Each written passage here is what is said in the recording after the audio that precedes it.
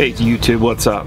Well, been another week gone by, and we're getting close to, well, actually we've surpassed the first 6 months of working for Millis, and I thought it might be a good idea for me to kind of talk about, you know, how things have gone, since I'm now pretty much halfway through my commitment that for a year, which is what you commit to if you go through the Millis Training Institute's program, you know, in their school.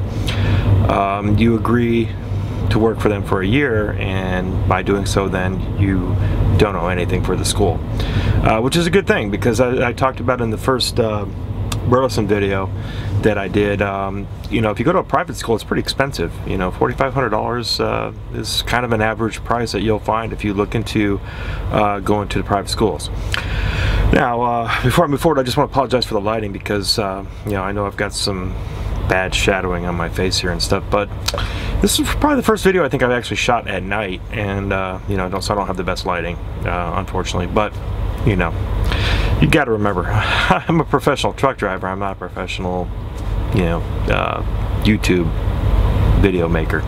So a lot of my equipment that I have actually for lighting and stuff, I actually have some at home, but you know, even if I had it here, it wouldn't really fit in the truck anyway. So if you're working with really limited space, and you got to make do with what you have.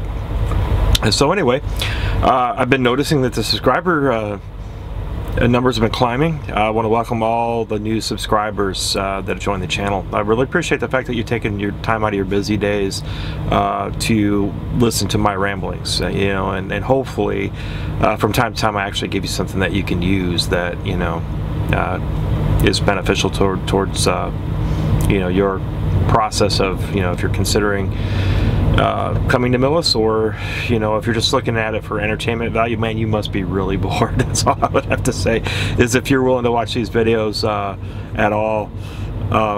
They don't have the content that I'd really like to put into them, and you know, part of that is just, it's just a time issue for me right now. I am still 100% focused on logging miles, and I've also heard that through the grapevine that Millis likes to run the new drivers pretty hard, and there's probably two reasons for that.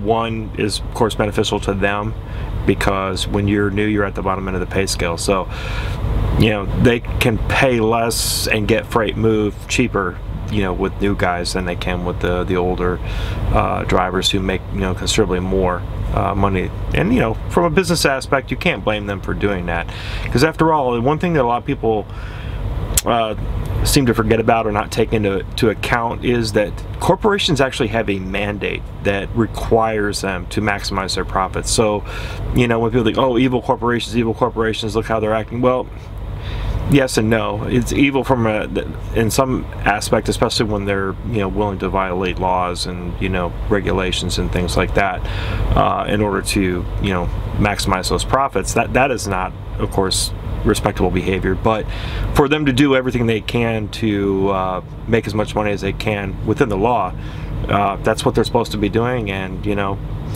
considering that almost everyone these days doesn't have a pension anymore, that pretty much everyone has a 401k, which means you have money tied up in the stock market, which means you're invested in these companies. They're doing exactly what you want them to do, is to make your retirement portfolio worth as much money, you know, as it can be. So I think people didn't see that one coming when the move from, you know, away from pensions and into 401ks happened.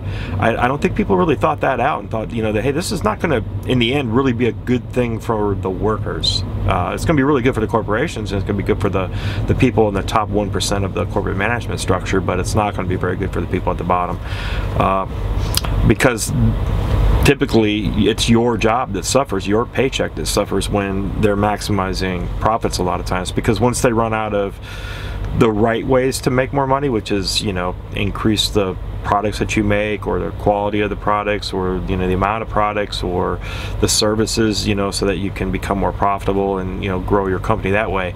Well, a lot of times what happens is management just starts cutting costs, and when they start cutting costs, they, you know, they start at the bottom, and they start eliminating jobs. They, you know, make fewer people do more work. You know, there's just a lot of ways they go about doing it that aren't beneficial to the worker. But anyway, enough about that.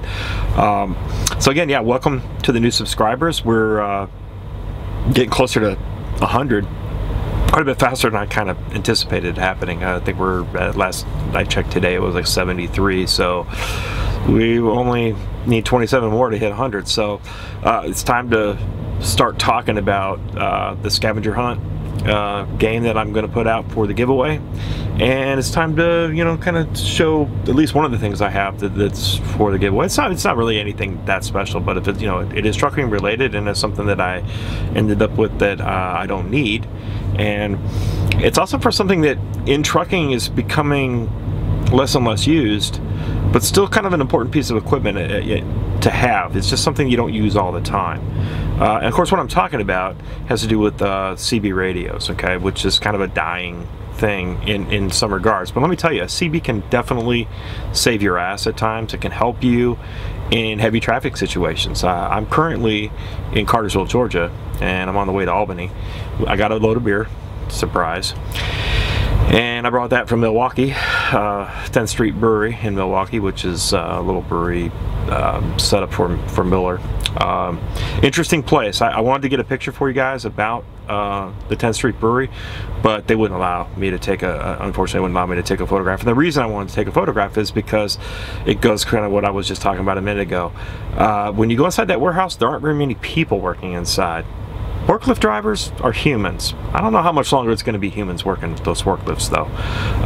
The rest of the plant, almost entirely all automated. Lots of robots doing all kinds of crazy stuff. Pretty interesting place to see. A lot of the breweries are that way now. Of course, there's a lot of businesses that are that way now. This is the thing. When politicians tell you that they're going to do things to bring jobs back, or that, you know, they're lying to you, okay? When you have someone who's straight up sitting here telling you he's going to bring all these manufacturing jobs back, and, you know, we're going to restore these industries that have been sent overseas and stuff, it's not people in other countries that are taking your jobs, okay? That's not what is happening. Automation is what's taking your jobs, okay? And there was a really interesting video that I watched the other day. I think it was put out by CNBC, and it's about automated trucks. And you recall, I talked about automated trucks a little while ago, in which I said that I didn't believe that you were going to see them really, you know, anytime soon. But there are a couple companies working on some interesting technology, and one of them actually just did succeed in doing a coast-to-coast, hub-to-hub move entirely autonomous without any driver intervention, which I'm not surprised by that. The technology has been in development for a long time, and it's been funded by, you know, our military, and DARPA research has been spending a lot of money on that. They have competitions all the time for moving stuff around, and, you know, there's already some pretty good examples of automation and automated driving that you can see already with, like I said, the Tesla Model S's. You know, there are other models too. I think that certainly the Model X, which is like their most expensive, you know, model, and probably the Model 3s too. I don't know. I haven't really paid that much attention to the Model 3 because, you know, there's about the time that the Model 3 was coming out is about the time I was focusing on getting with Millis and getting into this, so I haven't spent as much time paying attention to that stuff as I had, you know, did in the past. So sure, it does, but it's still going to be a while. But and it's not going to come out and replace drivers. Even these companies are saying this. They're the ones that they're saying, look, we still need drivers at the end points. So there's going to be jobs that are going to be more local and probably better quality of life jobs for drivers, because you'll be able to be home every night and stuff, and, you know, and who knows what the pay is going to look like down the road with that. I have no idea, but what they're talking about is basically taking away the hardest part of this job, which is pretty much what I'm doing, which is the OTR side of things, where you're out on the road for weeks at a time. And, you know, the reason I can do this and get away with it and not have it be an issue is because, you know, for one, I'm older. I'm 53, and so I don't have kids in the house.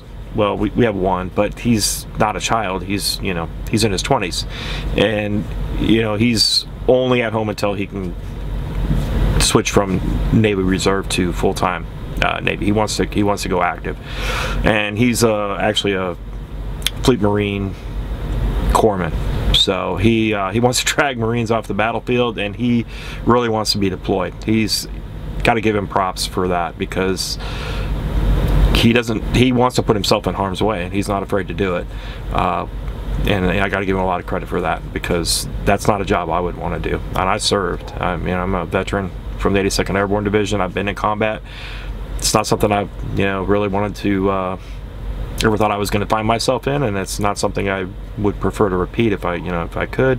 I'm proud of my service. I'm glad I did what I did, and I'm glad I made it through and I got home. I just hope that the same thing happens for him. But I'm really proud of him for being willing to undertake that. But essentially, what I'm saying is I don't have a need to be home every day. My wife and I are both military, prior military. My wife is retired Navy. We're used to spending a lot of time apart and on our own and stuff. We're very independent people, and we don't need to be around each other every day in order for things to work. That would be hard on a lot of people's relationships that require that time and that reinforcement, positive reinforcement that some people need, because some people are just very needy emotionally, and fortunately for me, I'm not, neither is my wife. We're both very independent, and we have demanding careers. My wife works in healthcare, and she's a nurse anesthetist, and so she has a very demanding, high stress job that she's in, and this isn't that. Okay, a lot of people talk about this job and it being stressful and stuff. Well, I think the stress is probably for people that can't handle being alone, or can't handle being away from home, or being away from their family for long periods of time. And like I said, if you're used to that, and if you have small kids, that is definitely a negative side of the job. But for me, that's not an issue at all. I don't mind being alone. I don't need to be home every day, as I said, and I'm happy to do it. So that would be probably the biggest negative side of this job for most people. For me, it's not a problem, and everything else I'd have to say has gone way better than I ever expected it could go. I'm really, really happy with the decision. I know I made the right choice when I chose Millis over other companies. I really like the way this company operates. They just know what the hell they're doing, and they leave you to do your job, and they don't micromanage you, which is super important to me. I'm a very independent operator, and in other words, if you just tell me what you expect of me, I will try my best to do the right thing all the time. Now, I'm definitely not perfect, and I make mistakes all the time. I make mistakes every day, but it's not that I'm always trying to do the right thing. Occasionally I'm going to make a mistake, but I will always try to do the right thing as often as possible to achieve the best result. Not only, I guess part of it has to do with, because in the past I've been in bad relationships, and my goal has always been in any relationship, whether it's a marriage or a friendship, is that I want to do as few things as possible that keep you from yelling at me. Basically, I don't like drama, and I don't like a lot of confrontation over stupid shit, and I just don't want to deal with it. So my actual goal is just to keep you from getting up in my grill and having any complaint with me. So I'm going to do what I can to try to keep that from happening, which generally means trying to do the right thing as often as possible. It doesn't mean I still don't fuck up once in a while, because I definitely do, but it's not because I wanted to. It's just what happened. We're all human, after all. So anyway, let's get back to the giveaway and the way that the contest is going to work. Okay, so basically it's going to work like this. I'm going to provide specific things like questions that you'll need to answer, and the way that you're going to be able to answer that is by finding the information in one of my videos. So it's going to force you to look back at different videos that maybe you've already watched before, maybe some that you haven't seen before, and you're going to be looking for a specific answer to a specific question, and then once you find that clue, you'll be able to submit it. Now, you can only submit an answer once, okay, for each clue, but everyone who gets that right moves on to the next round, and then picks another, goes after the next one. And at the end, depending on however many people you know, whether it's, you know, unless there's only one person who managed to make it to the end.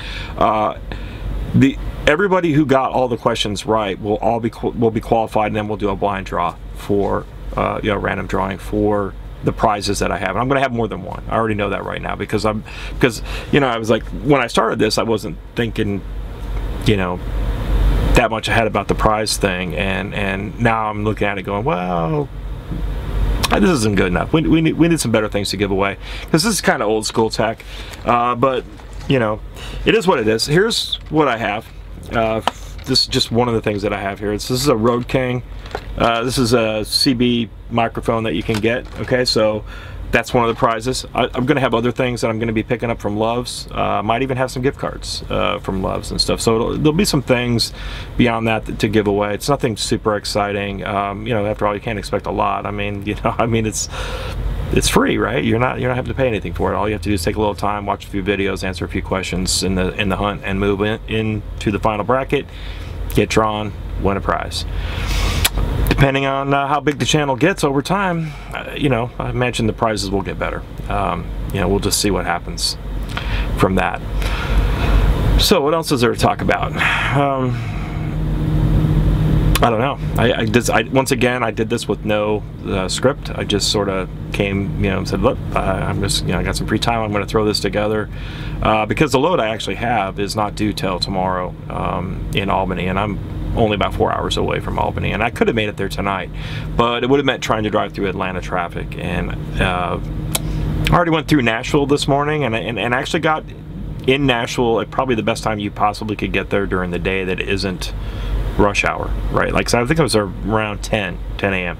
Still got into a backup or a stop and go situation because there was you know, an accident that was blocking 2 right lanes at one point on I-24, and you know, people don't know how to merge over or let each other in typically, so you know that you get this backup, plus you get all the rubbernecking. And then there was a second backup that was probably 10 miles down the road from that was, you know, actually an accident on the other, you know, on the I was eastbound, they were on the westbound lane. There was no reason for our side to even be slowed down. The eastbound should have just been going fine and smoothly. It wasn't even, I mean, it was just a minor collision, and the car was in the median. It was nothing big. The one that was on the eastbound that we passed was much worse. It was multiple cars involved, and you know, it looked like possible injuries, but no fatalities. So you know, that's always good. It's just people don't, as I've talked about, they don't know how to drive, they don't know how to merge, they don't know how to give way and be courteous, and then that's what causes almost all these problems. It really is sad because it's easily avoidable. Let's see, where was I? Oh yeah, so anyway, Albany, 4 hours away. If I would have left by the time I got here, gone through there, I would have been in Atlanta in, you know, around the times that you don't want to be in Atlanta. You know, anywhere from 3 to 6, 7 at night, depending on what night of the week it is. Not good. Got to go through Atlanta to get to Albany. So I'll do that in the morning. I'll get up at 4, and that way I will be driving through Atlanta when there's basically no one there. It's easy to sail through Atlanta at 4 in the morning and just keep rolling. Well, I think that's going to do it for this video because I'm already sitting out here at 18, so you know, we're going to be at like 20 minutes with the intro and all of that. And by the way, if you've been watching my channel for a while and you haven't already figured this out, you want to skip the intro video, just go to 2 minutes 4 seconds, and that'll get you pretty much the start of the video. Hang in there, guys. Be good to each other. Don't be a dick, and we'll catch you next time.